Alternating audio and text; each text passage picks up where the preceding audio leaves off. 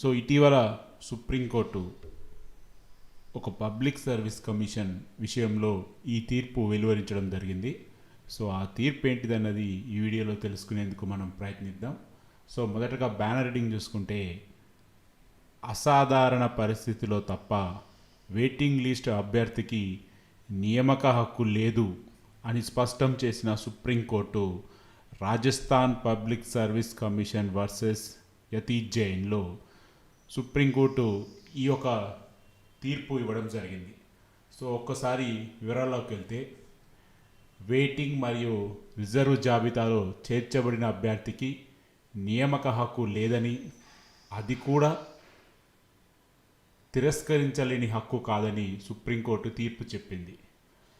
పాలక నియమాలు పేర్కొన్న అసాధారణ పరిస్థితుల్లో నియామకాలకు అధికారం ఇచ్చే చిన్న విండోని అనుమతించినప్పుడు మరియు నియామకాధికారం ఎటువంటి మంచి కారణం లేకుండా దాన్ని తిరస్కరించినప్పుడు లేదా తిరస్కరించుతున్నప్పుడు తప్ప వారికి ప్రత్యేకంగా హక్కు అయితే లేదని వీళ్ళు తెలియజేశారు. అంటే వన్ వర్డ్లో మనం చెప్పుకోవాలంటే, ఏదైనా ఒక ప్రత్యేక కారణం కానీ లేదా వాళ్ళు కొన్ని నియామకాలకి సంబంధించి కొన్ని నియామకాలు ఈ విధంగా నియమించాలి అని ఒక స్పెషల్ కండిషన్స్ వాళ్ళు పెట్టుకున్న సందర్భంలో తప్ప మరే సందర్భం కూడా రిజర్వ్డ్ లిస్ట్లో ఉన్న అభ్యర్థికి, అంటే రిజర్వ్ జాబితాలో ఉన్న అభ్యర్థికి హక్కు లేదని చెప్పి, అంటే తనను నియమించండి ఆ పర్టికులర్ ఉద్యోగంలో అని కోరే హక్కు లేదని సుప్రీంకోర్టు స్పష్టం చేసింది. సో ఒకసారిగా మనం కేసు వివరాలు చూసుకుంటే, ఈ కేసు దాదాపు 3 అభ్యర్థులకు సంబంధించింది. మొదటి కేసులో జూనియర్ లీగల్ ఆఫీసర్ నియామకం కోసం జారీ చేసిన ప్రకటన నుండి ఈ వివాదం తలెత్తింది. 152 మంది అభ్యర్థులలో 6 మంది చేరలేదని చెప్పేసి ఎవరైతే 6 చేరలేదో ఆ ఖాళీలు భర్తీ చేయడానికి రిజర్వ్ జాబితా నుండి మరికొన్ని పేర్లను సిఫారసు చేయాలని అభ్యర్థన చేయబడింది.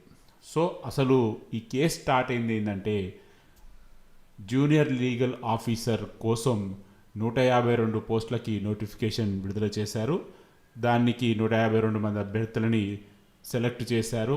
అందులో 6 అభ్యర్థులు జాయిన్ కాలేదు. ఆ 6 అభ్యర్థులు ఉద్యోగంలో జాయిన్ కానప్పుడు రిజర్వ్డ్ నెక్స్ట్ లిస్ట్లో ఉన్న అభ్యర్థులు మమ్మల్ని సెలెక్ట్ చేయండి ఆ 6 ప్లేస్లో అని చెప్పి వీళ్ళు అడగడం జరిగింది. సో ఇక్కడ ఈ వివాదం స్టార్ట్ అయింది.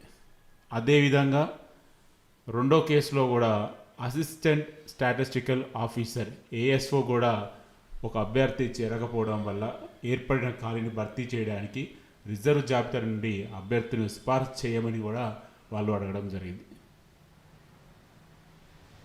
మూడో కేసులో కూడా సేమ్ ఇదే వాదనగా వాళ్ళు కూడా ఎవరైతే జాయిన్ కాలేదో నెక్స్ట్ లిస్ట్లో ఉన్న అభ్యర్థికి జాబ్ ఇవ్వండి అని అడగడం జరిగింది. సో ఈ 3 కేసులు కలిపి సుప్రీంకోర్టు చాలా క్లియర్గా ఒక వర్డ్లో చెప్పేసింది, రిజర్వ్డ్ జాబితాలో ఉన్నంత మాత్రాన మీకు ఉద్యోగం కోరే హక్కు లేదా నియమించండి అని అడిగే హక్కు లేదు అని చెప్పేసి సుప్రీంకోర్టు స్పష్టం చేసింది.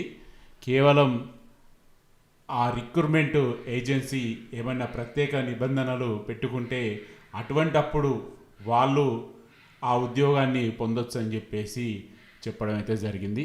మరి చూడాలి ఈ యొక్క తీర్పు ప్రభావం మరి ఏ విధంగా ఉంటుందో.